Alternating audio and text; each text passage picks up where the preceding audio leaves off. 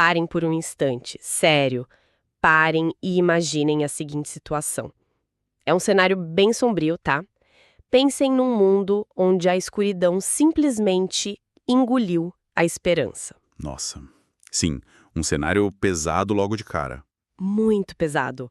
Onde os céus não estão escuros por causa de uma tempestade passageira, mas pela sombra de uma tirania global. Absoluta, incontestável. Visualizem uma realidade onde as forças do eixo venceram a Segunda Guerra Mundial, a liberdade foi completamente apagada do mapa e as fronteiras do mundo inteiro foram reescritas com sangue. Desenhadas pelas mãos exatas daqueles que esmagaram a democracia. Exatamente. Esse é o ponto de partida de uma das obras mais perturbadoras e geniais já criadas, O Homem do Castelo Alto. Uma obra monumental. Sim, e chamá-la apenas de ficção científica é quase uma injustiça. Essa obra funciona como uma chave mestra, é um artefato literário desenhado para bagunçar nossa mente, sabe? Para nos fazer entender a fragilidade da nossa própria existência e expor essa ilusão reconfortante que a gente costuma chamar de realidade. Pois é. E a magnitude dessa obra é exatamente o motivo pelo qual iniciamos este mergulho profundo hoje.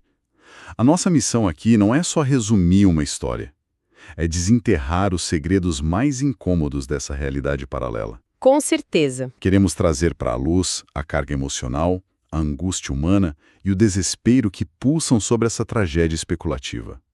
A ideia é ensinar e, ao mesmo tempo, emocionar cada mente que nos acompanha hoje, revelando como a história oficial é, na verdade, assustadoramente maleável. Aquela verdade absoluta que a gente toma como uma rocha firme sobre os nossos pés é, na prática, um conceito perigosamente frágil. É muito frágil. Quando a gente explora esse universo que o autor concebeu, não estamos apenas observando um império imaginário de longe. Nós estamos olhando direto para um espelho muito obscuro. Um espelho que reflete o quão fina é a linha que separa a nossa liberdade da mais absoluta opressão. E isso mexe com a gente de um jeito muito profundo. Mexe demais. E para nossa audiência, que adora um mistério capaz de dar um nó na cabeça, saibam que o grande estopim dessa história inteira gira em torno de algo muito pequeno. Nos escombros dessa América fragmentada, um simples objeto carrega a faísca de uma revolução. Um livro proibido. Isso. Um romance clandestino escondido nas sombras desse mundo totalitário e que guarda um poder tão absurdo que é capaz de fazer impérios inteiros tremerem. É a resistência na sua forma mais pura. Mas antes de a gente chegar nesse livro letal, a gente precisa entender a arquitetura desse pesadelo. Precisamos desenhar esse mapa. Imagine a cena. Os Estados Unidos, que um dia foram o grande símbolo de independência, simplesmente deixaram de existir como nação. Eles foram fatiados. Partidos ao meio, literalmente. Sim, toda a costa leste e o continente europeu inteiro foram esmagados pela máquina da Alemanha nazista. E atenção, não é um domínio comum. Essa Alemanha se transformou numa superpotência tecnológica monstruosa. Eles drenaram o mar Mediterrâneo para criar terras cultiváveis, já estão colonizando Marte e Vênus com foguetes supersônicos e controlam o clima do planeta inteiro. É uma escala de poder aterrorizante. É sim, mas tem um detalhe sombrio nisso tudo. Todo esse brilho tecnológico de naves cortando o espaço é construído sobre montanhas de cinzas humanas. É uma fachada reluzente de puro plástico e aço que esconde uma sociedade estéril, sem nenhuma gota de empatia e ultraviolenta. É o abismo total disfarçado de progresso civilizatório. E o mais louco disso tudo é que, do outro lado do continente americano, a situação é igualmente sufocante, mas com uma roupagem completamente diferente. A costa oeste inteira vive sob o controle do Império Japonês. Eles chamam essa região de Estados do Pacífico. Uma pegada totalmente diferente, né? Exato. Ali, a dominação não acontece através de foguetes para Marte ou máquinas de controlar o clima. É uma opressão silenciosa, baseada numa estrutura profundamente hierárquica, inflexível e culturalmente rígida. E bem no meio desses dois gigantes totalitários, rasgando o continente norte-americano de cima a baixo, nós temos as Montanhas Rochosas. A famosa zona neutra. Isso, uma espécie de terra de ninguém. Uma cicatriz geológica separando dois mundos que se odeiam e que vivem numa guerra fria constante. Mas sabe o que realmente causa uma perplexidade avassaladora quando a gente explora isso? É o apagamento da identidade humana. Os americanos nesse universo perderam a alma, o país virou pó. Desapareceu completamente. E aí entra um detalhe bizarro. O que quase ninguém sabe é que no meio dessa aniquilação cultural surge um fascínio doentio por parte dos oficiais japoneses conquistadores pelas antiguidades americanas. Nossa, sim. Essa parte do mercado de antiguidades é de arrepiar. O sangue é a história de uma nação inteira comercializados como se fossem quinquilhares de luxo, não é? Exato. Imagina a agonia da situação. O que é fascinante aqui é como isso destrói a alma de um povo de uma maneira muito mais cruel do que uma simples derrota militar no campo de batalha. Pense num ex-professor universitário que agora sobrevive vendendo relógios do Mickey Mouse. Ou edições velhas de revistas em quadrinhos. Revólveres enferrujados da Guerra Civil. Sim, tudo para generais japoneses que acham aquilo exótico. A identidade de milhões de pessoas não é mais algo vivo. Ela não respira.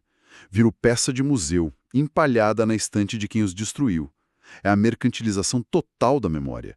O passado de uma nação inteira foi transformado num fetiche para os tiranos.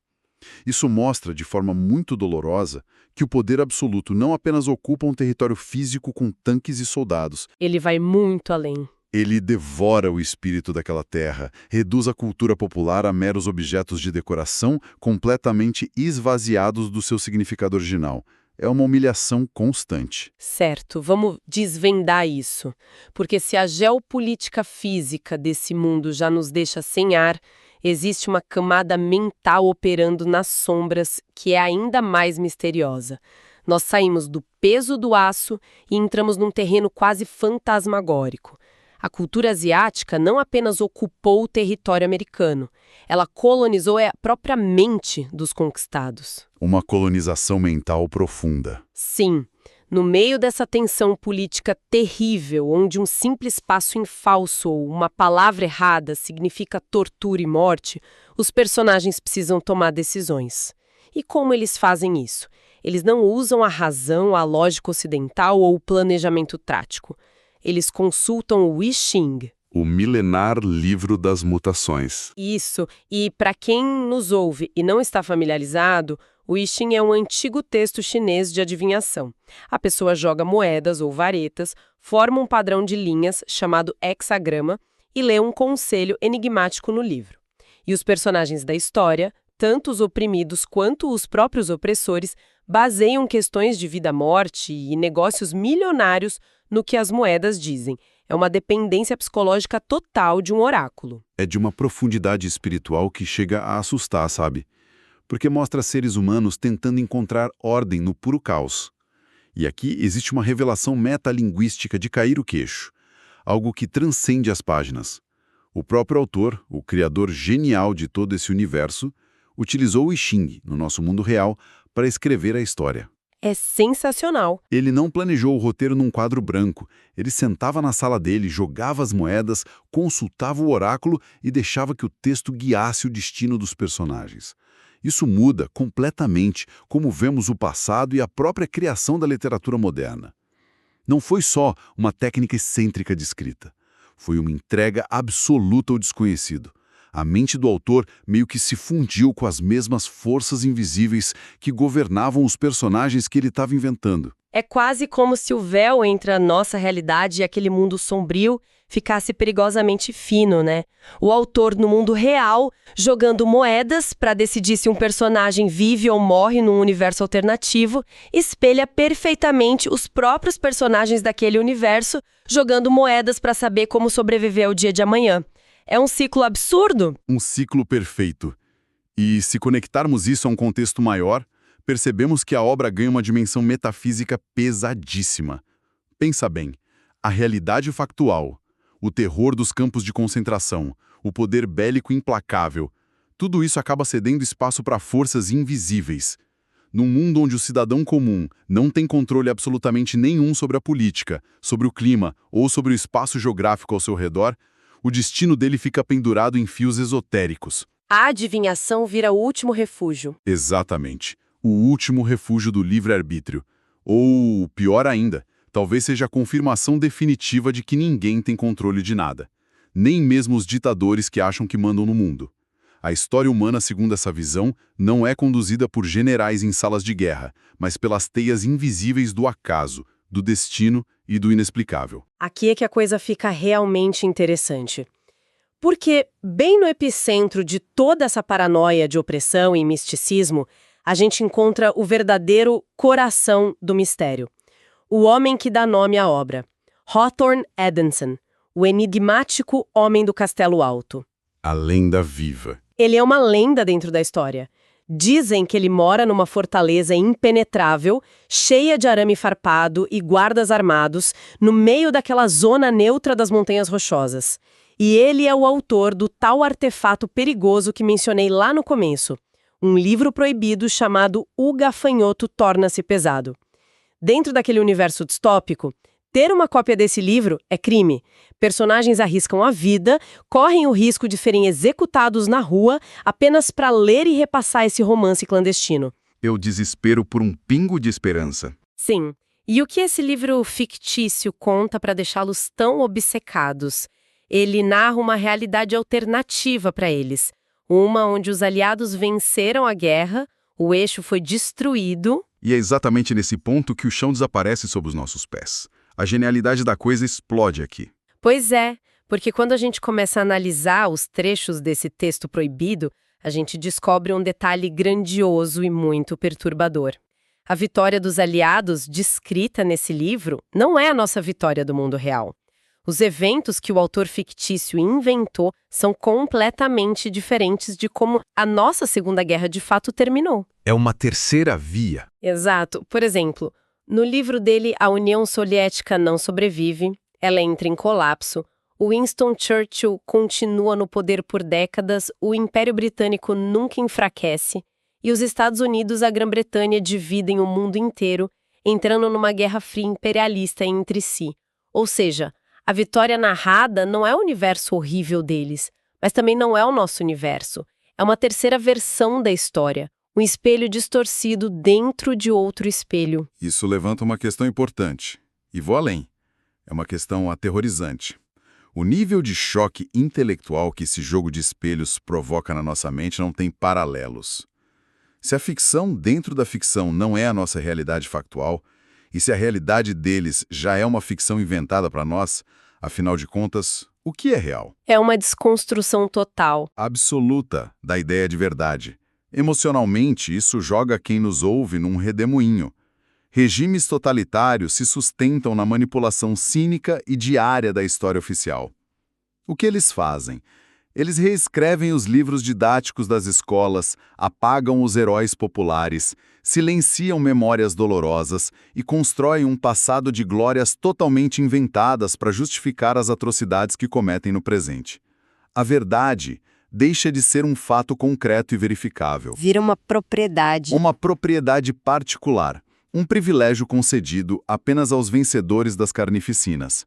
Quando os personagens daquele mundo leem sobre a derrota do império que os esmaga todos os dias, eles sentem uma esperança que chega a doer fisicamente. Mas a grande sacada é que nós, observando tudo de fora, percebemos que a verdade que eles buscam é apenas mais uma narrativa fabricada. A história é simplesmente uma construção de quem detém o poder de imprimi-la e distribuí-la. Então, o que tudo isso significa? Por que uma história escrita lá atrás continua causando um abalo sísmico tão grande nas mentes de quem se atreve a explorá-la hoje? O impacto é tão monumental que a obra expandiu as fronteiras visuais desse mundo asfixiante, inspirando adaptações enormes. Mas a verdadeira força magnética desse épico não está no exercício mental de brincar com o passado. A força real está no que essa obra faz com o nosso presente. No momento em que a última página vira, a gente olha para a própria vida de um jeito diferente. Com certeza. E é aqui que chegamos ao ensinamento central. a parte mais humana e emocional de toda essa nossa exploração épica. A grande lição que essa narrativa nos entrega, embalada nesse suspense cósmico incrível, é que o nosso mundo, este chão sólido que a gente pisa agora, as instituições que a gente jura que são inabaláveis, tudo isso é apenas uma possibilidade incerta. É trágico, mas é real. É tragicamente frágil. Tudo pode mudar num instante. A obra nos ensina de forma muito comovente a importância vital de questionar a verdade absoluta que nos é entregue e empacotada todos os dias. Ela praticamente implora para que a gente resista, que a gente lute para que a memória real e palpável da humanidade, as histórias das pessoas comuns, dos oprimidos e de quem resistiu de verdade, não virem apenas poeira esquecida, ou pior ainda, que não se transformem em mercadorias exóticas nas vitrines limpinhas de uma nova tirania moderna. E entender a relatividade da história não é só um debate acadêmico. Compreender como narrativas inteiras podem ser forjadas, alteradas ou totalmente apagadas é a arma mental mais poderosa que a gente pode ter na nossa era. A gente vive um momento onde a desinformação corre solta. Verdades são distorcidas em questão de segundos. Então, absorver essa noção de que a realidade é frágil não é pessimismo. É um ato de resistência monumental. É manter os olhos abertos num mundo que quer que a gente durma. Resistência. Essa é a palavra exata que define o sentimento final. A memória humana é a nossa última trincheira contra o esquecimento forçado. Quando o passado é esquecido, ou pior, quando ele é corrompido, o futuro fica com a página em branco, pronto para ser reescrito por qualquer mão mal intencionada. É por isso que histórias esquecidas precisam ser lembradas e o que não é lembrado precisa ser resgatado com urgência. A nossa identidade depende disso. E é com esse peso monumental que caminhamos para o desfecho deste nosso mergulho profundo de hoje. A sensação que fica é a de quem acabou de desenterrar um baú do tesouro filosófico, um segredo preciosíssimo escondido sob as dobras do tempo. A gente encontrou um artefato que tem o poder de bagunçar a nossa segurança apenas para nos acordar da apatia diária. É grandioso, é majestoso e, sem dúvida nenhuma, é muito assustador. E para encerrar de verdade, quero deixar um pensamento final ecoando na mente de cada pessoa que esteve com a gente nessa jornada fascinante. Pensemos nisso com muito cuidado.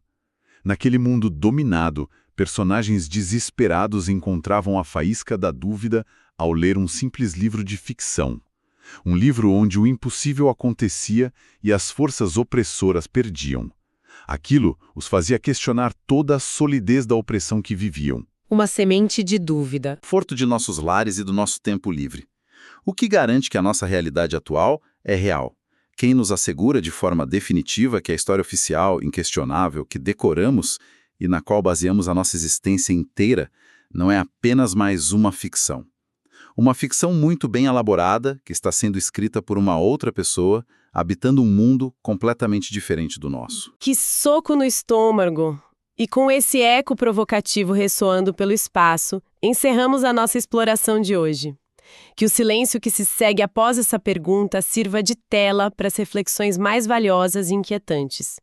Convidamos cada mente que nos acompanhou até aqui a manter a chama da curiosidade sempre acesa.